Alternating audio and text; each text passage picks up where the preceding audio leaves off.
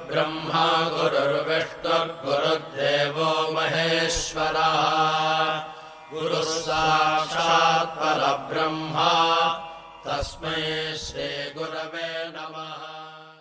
ഓം ശ്രീ സായിരാം. ഒരാൾ സ്വാമിയോട് ചോദിച്ചു, മന്ത്രം ശരിയായ ഉച്ചാരണത്തോടെ ജപിച്ചാലേ അതിൻ്റെ ഫലം കിട്ടൂ എന്ന് കേട്ടിട്ടുണ്ട്. മന്ത്രോച്ചാരണം പിഴച്ചാൽ, എണ്ണം മാറിപ്പോയാൽ അതിൻ്റെ ഫലം നഷ്ടപ്പെടും എന്നും കേട്ടിട്ടുണ്ട്. എങ്ങനെയാണ് ഭഗവാനെ ഈ പ്രശ്നത്തെ മറികടക്കാൻ സാധിക്കുക? ഭഗവാൻ അരുളി, നീ അതേക്കുറിച്ച് ഓർത്ത് എന്തിന് പരിഭ്രമിക്കണം? മന്ത്രജപത്തിലെ ഈ നിയമങ്ങളെല്ലാം ഉള്ളിൽ പ്രേമഭക്തി ഇല്ലാത്തവർക്ക് വേണ്ടിയുള്ളതാണ്. യാന്ത്രികമായി മന്ത്രം ജപിക്കുമ്പോൾ അതിന് ചില നിയമങ്ങൾ ഉണ്ടാകും. അത് തെറ്റിച്ചുകൂടാ. പക്ഷേ ഹൃദയപൂർവ്വം പ്രേമത്തോടെ ജപിക്കുന്ന സാധകൻ്റെ കാര്യം ഒന്ന് വേറെയാണ്.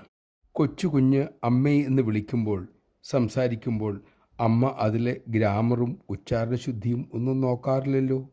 പ്രേമപൂർവ്വമുള്ള ജപത്തിൽ ലോകമാതാവ് സന്തുഷ്ടയാകും. ജഗദീശ്വരി അപ്പോൾ ജപത്തിലെ എണ്ണമോ സ്വരമോ ഒന്നും പരിഗണിക്കാറില്ല. പ്രേമഭക്തിയുള്ളവരിൽ ജഗദംബ തൻ്റെ അനുഗ്രഹം ചുരിയുക തന്നെ ചെയ്യും. ജയ് സായിരാം. ഭഗവാനോടുള്ള നിഷ്കളങ്കമായ പ്രേമം നമ്മുടെ ഉള്ളിൽ വളരട്ടെ. അതിലൂടെ പ്രേമസ്വരൂപനായ ഭഗവാനെ സ്വന്തമാക്കാൻ നമുക്ക് സാധിക്കട്ടെ.